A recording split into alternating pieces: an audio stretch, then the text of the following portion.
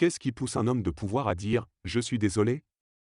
Pas dans l'ombre, pas loin des regards, mais sous les yeux du monde entier, quand l'orgueil est à son comble. Pour la première fois depuis longtemps, un haut général américain s'est tenu devant le monde et a demandé pardon à un jeune dirigeant africain. Pas en secret, pas dans des documents confidentiels, mais en direct, pour que tous puissent en être témoins. Ce n'était pas qu'une simple excuse. C'était une fissure dans un mur que beaucoup pensaient indestructible. Et lorsque les mots ont enfin été prononcés, le monde a retenu son souffle. Car il ne s'agissait pas seulement de politique. Il s'agissait de dignité, de pouvoir et de penser des blessures plus profondes que les mots. Tout a commencé par une tempête. Pas une tempête de pluie ou de vent, mais une tempête de mots. Des mots qui ont traversé océans et continents, plus rapides que le feu, plus tranchants que des couteaux. Les propos du général Michael Langley sur le Burkina Faso, ses avertissements, ses menaces, ont été diffusés publiquement pour que le monde entier les entende. Au début, cela ressemblait à un moment politique comme un autre, une ligne de plus dans une longue histoire de dirigeants occidentaux s'adressant à l'Afrique avec condescendance. Mais cette fois, quelque chose était différent. Ces mots n'ont pas simplement été ignorés. Ils ont touché des nerfs à vif depuis des décennies, voire des siècles. À Harlem, des anciens devant des salons de coiffure secouaient la tête en disant « On a déjà entendu cette histoire ».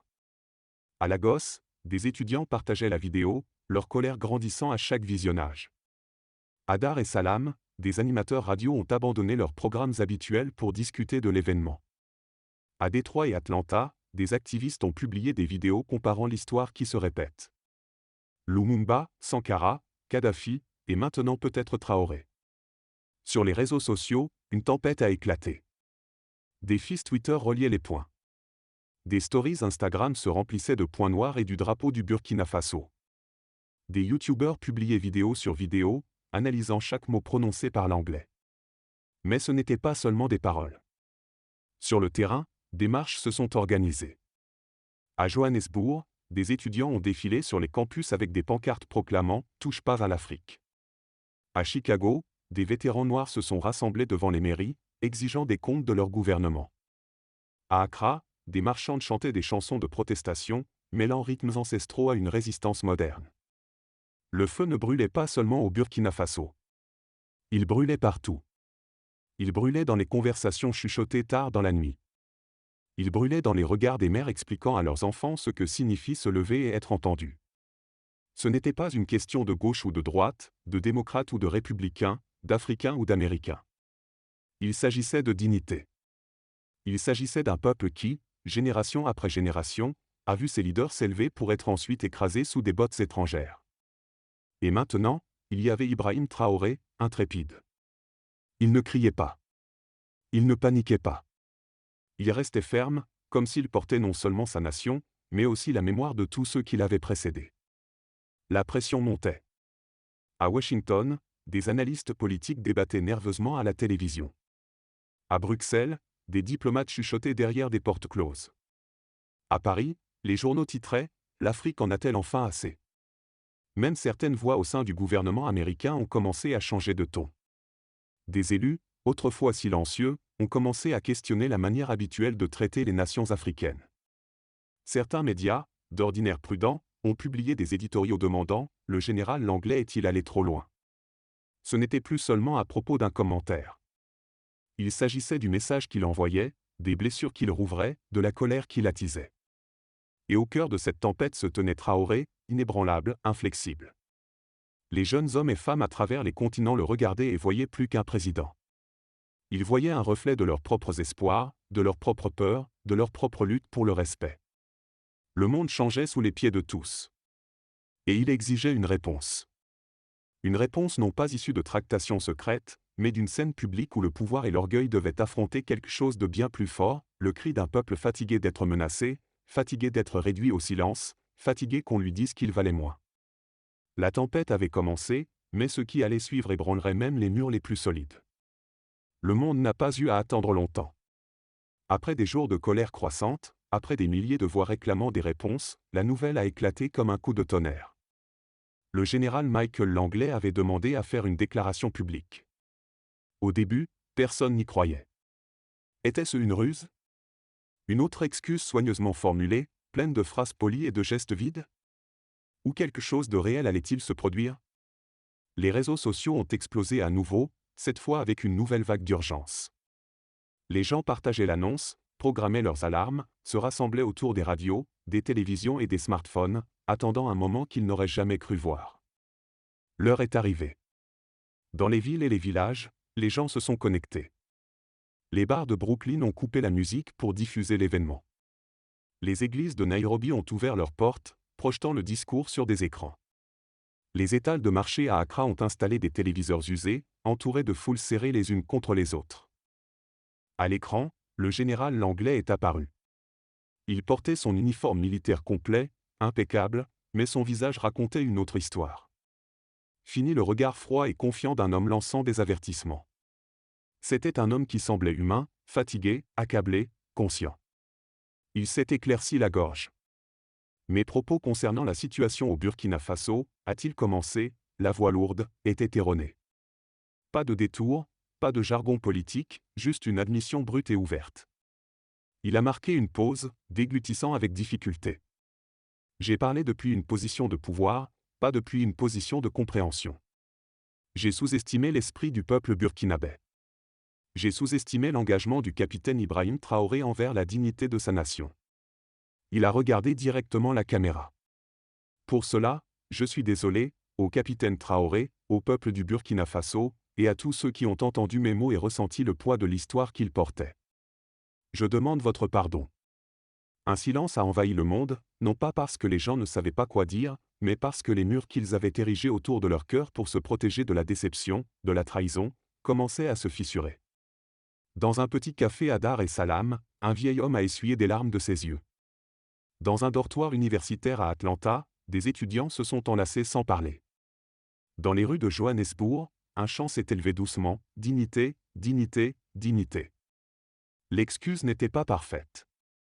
Elle ne pouvait pas effacer la douleur, mais elle était réelle. Et dans un monde où l'orgueil surpasse souvent la vérité, cette réalité comptait.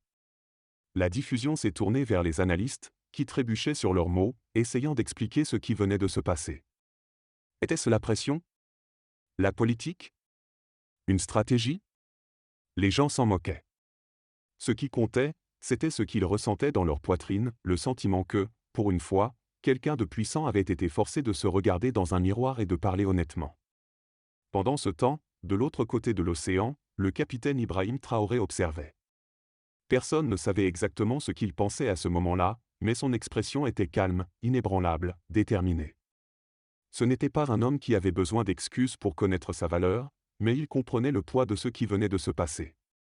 Pas seulement pour le Burkina Faso, pas seulement pour l'Afrique, mais pour chaque voix noire qui avait été réduite au silence, pour chaque leader écrasé pour avoir osé rêver de liberté, pour chaque âme qui avait attendu des générations pour une justice, même petite, même tardive. L'excuse était une fissure dans un mur. Et à travers cette fissure, une nouvelle lumière commençait à briller. Mais l'histoire n'était pas terminée. Traoré allait répondre, et le monde écoutait. Le monde attendait. Tous voulaient savoir, Ibrahim Traoré répondrait-il? Allait-il exprimer sa colère?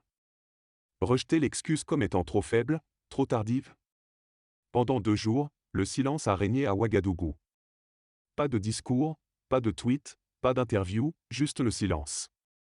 Mais dans ce silence, l'espoir et la peur se disputaient les cœurs des gens. L'espoir qu'un nouveau chapitre s'ouvrait, la peur qu'il soit écrasé avant même d'avoir pu respirer. Puis, le 3e jour, le gouvernement du Burkina Faso a annoncé que le capitaine Ibrahim Traoré s'adresserait à la nation et au monde. Une fois de plus, les gens se sont rassemblés. Une fois de plus, les villes et les villages vibraient de tension. Les caméras se sont allumées. Il était là, Ibrahim Traoré, vêtu d'un simple uniforme militaire, debout devant le drapeau de son pays. Pas de scène grandiose, pas de décor sophistiqué, juste un leader aux côtés de son peuple. Il a commencé sans note. J'ai entendu les mots du général Langlais, a-t-il dit, la voix ferme et basse. J'ai entendu l'excuse. Il a marqué une pause, laissant le silence s'installer profondément. Certains diront que nous devrions la rejeter. Qu'après des siècles de trahison, aucune excuse n'est suffisante. Et je comprends cette douleur. Il a regardé directement la caméra. Notre dignité ne nous a pas été donnée par qui que ce soit. Ce n'est pas un cadeau. Ce n'est pas une faveur. Elle nous appartient de naissance, par notre sang, par notre esprit. Les gens se sont rapprochés de leurs écrans, suspendus à chaque mot. Mais quand un homme qui s'est tenu dans l'arrogance se présente devant le monde et met de côté son orgueil, quand il admet ses torts, non pas dans des chuchotements privés, mais dans une confession publique, alors nous devons aussi reconnaître cela. Il a marqué une nouvelle pause, laissant le poids de ses mots s'installer. Nous acceptons l'excuse, non pas parce que nous sommes faibles, non pas parce que nous avons oublié, mais parce que nous sommes assez forts pour guérir. À travers le monde, des cris de joie ont éclaté dans les bars, les églises, les rues. Traoré ne se contentait pas de pardonner à l'anglais. Il montrait ce qu'était le vrai pouvoir. Il ne mendiait pas le respect. Il l'exigeait. Et au général l'anglais, a-t-il poursuivi, je dis ceci, que votre excuse ne soit pas seulement des mots. Qu'elle soit le début de quelque chose de plus grand. Qu'elle soit un signal que l'époque des menaces est révolue et que l'époque du respect a commencé.